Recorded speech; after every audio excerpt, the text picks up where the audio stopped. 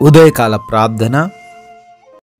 అతి పరిశుద్ధుడా, సర్వోన్నతుడా, సజీవుడా, జీవాధిపతివైన దేవా, కృతజ్ఞతాస్తుతులు చెల్లిస్తున్నాము. అయ్యా, గడిచిపోయిన రాత్రి కాలమంతను కూడా మీ యొక్క రెక్కల చాటున మమ్ముల్ని, మా కుటుంబాన్ని భద్రపరుచుకున్న దేవా, కృతజ్ఞతాస్తుతులు చెల్లిస్తున్నాము నాయన. ఈ ఉదయాన్ని చూడలేక ఎంతోమంది గతించిపోయారు తండ్రి. అయినప్పటికీ మీ బిడ్డలమైన మా అందరినీ తండ్రి జ్ఞాపకం ఉంచుకొని మీ పాద సన్నిధిన ఈ విధంగా సజీవులుగా నిలవబెట్టుకున్నారు నాయన. కృతజ్ఞతలు చెల్లిస్తున్నాము.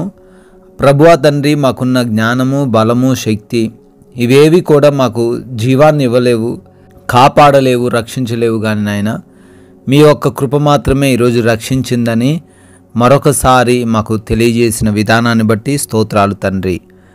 పేతురు రాసిన 2వ పత్రిక 1వ అధ్యాయం 3వ వచనము, నీకు కృప సమాధానము విస్తరించునుగాక. Yes, amen. అవును తండ్రి, ఎవరైతే బిడ్డలు ప్రార్థనలో ఏకీభవిస్తున్నారో వారికి కృప సమాధానమును విస్తరింప చేయబోతున్నందుకు వందనాలు తండ్రి. అయ్యా, వారిపైన మీ కృప అధికముగా ఉన్నది నాయన. మీ యొక్క దీర్ఘశాంతం అధికముగా ఉన్నది నాయన. వారి కుటుంబాల్లో మీ సమాధానం విస్తరించబోతుంది ప్రభువ. వారి యొక్క ఉద్యోగ స్థలాల్లో, వారి యొక్క వ్యాపార స్థలాల్లో మీ యొక్క సమాధానం విస్తరిస్తుంది నాయన.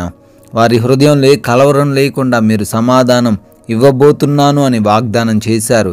ఈ వాగ్దానాన్ని బిడ్డలందరూ కూడా స్వీకరించి వారి జీవితంలో అవి ఫలింపజేయులాగున మీ కృపా సహాయం అనుగ్రహించండి తండ్రి. ఈ ఉదయాన్ని ప్రార్థనలు ఏకీభవిస్తున్నటువంటి ప్రతి ఒక్కరి కొరకు పేరు పేరున ప్రార్థిస్తున్నాం నాయన. అయా, బిడ్డలను దీవించండి, ఆశీర్వదించండి.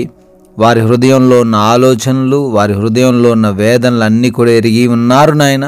వాటన్నిటిని తండ్రి సఫలపరచండి తండ్రి. ఈ రోజున ముఖ్యంగా మా మాటలు, మా క్రియలు, మా నడవడిక, మా కనుచూపు అన్నీ కూడాను మీ నామాన్ని ఘనపరిచేవిగా ఉండే కృప దయచేయమని అడుగుతున్నాము.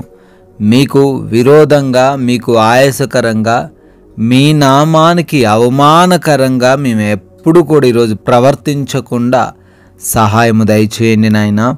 ప్రభు, ఈ రోజున ఆయా పనుల నిమిత్తం ప్రయాణిస్తున్న ప్రతి ఒక్కరిని బట్టి అడుగుతున్నాం. వెళుతున్న మార్గాలను, వస్తున్న మార్గాలను, వాహనములను మీ స్వాధీనంలోకి తీసుకురండి తండ్రి. సురక్షితంగా ప్రయాణించగలిగే కృప దయచేయండి.